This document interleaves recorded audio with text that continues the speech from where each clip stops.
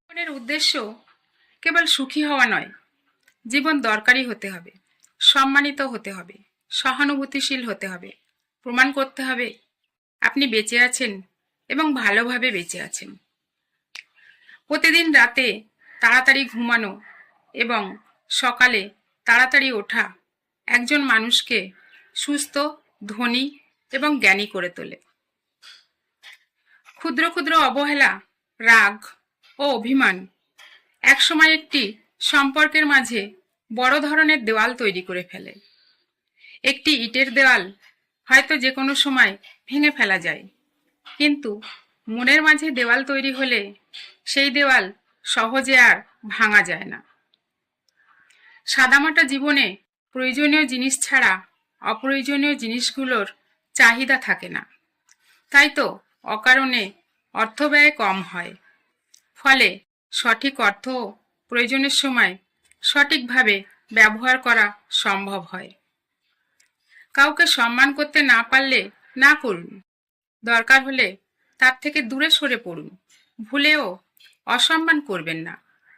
অন্যকে অসম্মান করলে নিজের ইমেজ তো নষ্ট হয়, পাশাপাশি নিজের কালো মুখোশটিও উন্মোচিত হয়ে যায়। শুধু সম্মানের বিনিময়ে সম্মান করাকে সম্মান বলে না, সেটাকে বলে প্রতিদান।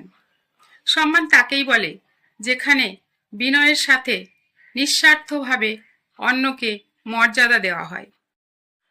কিছু কিছু সময় আসে যখন আমরা বিশ্বাস ও অবিশ্বাসের সীমারেখায় অবস্থান করি। তখন আমরা একই সঙ্গে দেখতে পাই, আবার পাই না, বুঝতে পারি, আবার পারি না, অনুভব করতে পারি, আবার পারি না। সে বড় রহস্যময় সময়। যদি কোনো ব্যক্তি সাদামাটা জীবন কাটায়, তার মানেই সে বোকাশোকা নয়, কারণ এটা একটা মানুষের সরলতাকে বোঝায় না, বরং এটা বোঝায় যে সে নিজের জীবন সুখে শান্তিতে কাটাতে চায়। জীবনের প্রতিটি পরিস্থিতি একটি উদ্দেশ্য পরিবেশন করে। এটা আমাদের উপর নির্ভর করে যে উদ্দেশ্য কি হতে পারে।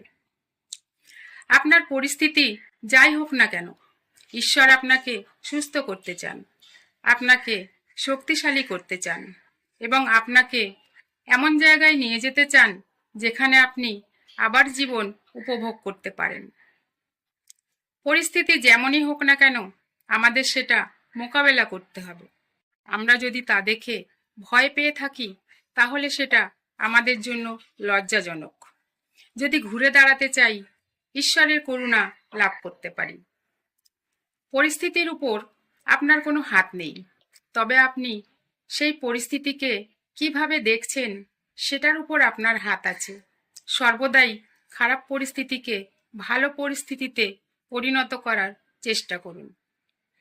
যদি কেউ আপনাকে কিছু ক্ষতিকারক কথা বলে, তাহলে আপনাকে কেবল ইতিবাচক থাকতে হবে এবং এগিয়ে যেতে হবে, কারণ তারা হয়তো আপনার সম্পর্কে অনেক কিছু জানে না, অথবা তারা পরিস্থিতি বুঝতে পারে না।